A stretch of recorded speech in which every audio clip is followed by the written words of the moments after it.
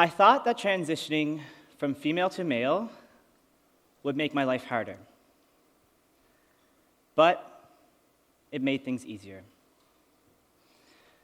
From an early age, I was made to understand what was considered ladylike and what was not.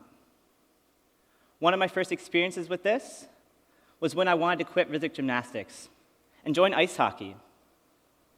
One sport was highly feminized, had mostly female participants, and the other was male-dominated.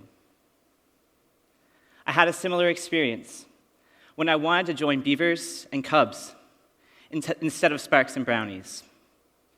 In both cases, I was told that I couldn't or shouldn't because I was a girl.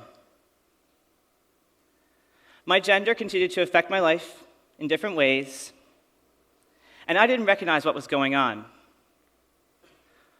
All I knew was that I was limited because I was a girl, and I accepted this. I didn't see the injustice at the time. When I first learned about feminism, I thought that the movement was unnecessary. I knew that throughout history, women had been denied the right to vote, to obtain an education, to find certain jobs. But I also knew that these issues had since been remedied. I didn't understand why feminists were still rallying for change. And I thought they just needed to get over it. When I began my gender transition, I studied the men around me. I wanted to fit in. But very quickly, I recognized that I did not want to become the embodiment of masculinity as I settled into my gender identity. I didn't like the way that men mocked and belittled the interests of women. I didn't like the use of the word girl or girly as an insult. But in particular, I noticed the way that my gender affected my work as a personal trainer. Suddenly, I had the respect of all the male gym goers. They wanted my advice, and I had a newfound confidence in sharing it. I went from being strong for a girl to just strong.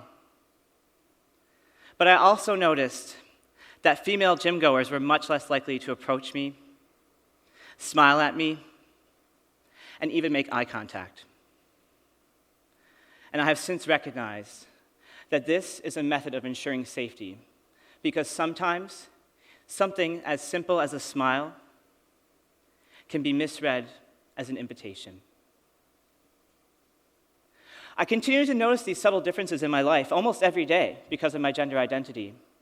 But one of the most gripping experiences I ever had was when I caught myself running into my apartment after a night at work. I remember thinking, I must look so foolish. I'm a grown man, moving with fear. I've got my keys in my hands, and I'm ready to defend against an assailant. When I realized what was going on, my privilege hit me like a ton of bricks.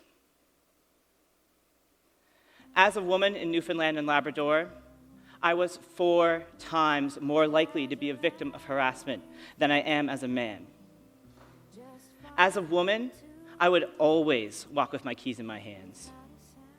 I would cross the street if I was walking alone and approaching someone that I didn't know.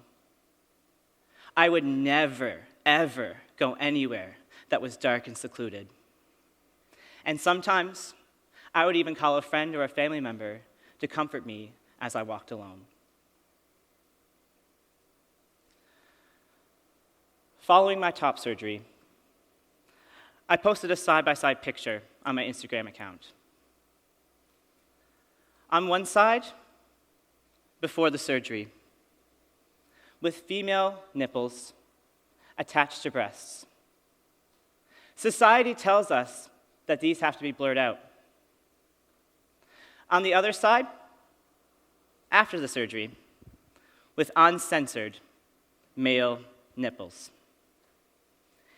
In a 2-hour operation, the very same nipples went from being socially inappropriate to socially acceptable, simply because they were no longer associated with being a girl.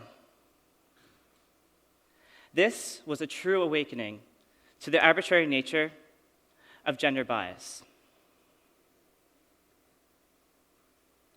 Although we know that gender-based discrimination is unfounded, the impacts are devastating. As a woman, I felt limited by both myself and others because of my perceived gender. I knew not to assert myself, to avoid certain places, and I knew not to chase certain dreams. As a man, I feel that I can no longer be open about my emotional needs. I fear that I'm going to be pulled into physical violence because it's more acceptable for guys to settle things with their fists. And I've been told that I now have to follow what's called boy rules. As a man, I feel that I have to participate in the objectification of women if I want to fit in. And masculinity tells me that it's not okay to admit that I can't do something and that I should never ask for help. It seems as though the pursuit of this masculine ideal is hurting us all. Although I have had some losses in terms of acceptable behavior through my gender transition, my gains in male privilege far outweigh those losses. This is not something that I wanted, but it does put me in a position where my voice may be heard more clearly. For someone with male privilege, it is essential to become uncomfortable with the inequalities that exist and to care about the subtle ways that we perpetuate sexism on a daily basis. It's one thing to say that you're not a sexist and to sit by comfortably as a bystander who continues to benefit from gender inequality. It's another thing altogether to challenge the ways that sexism is woven into our society. It's time to unpack these stereotypes.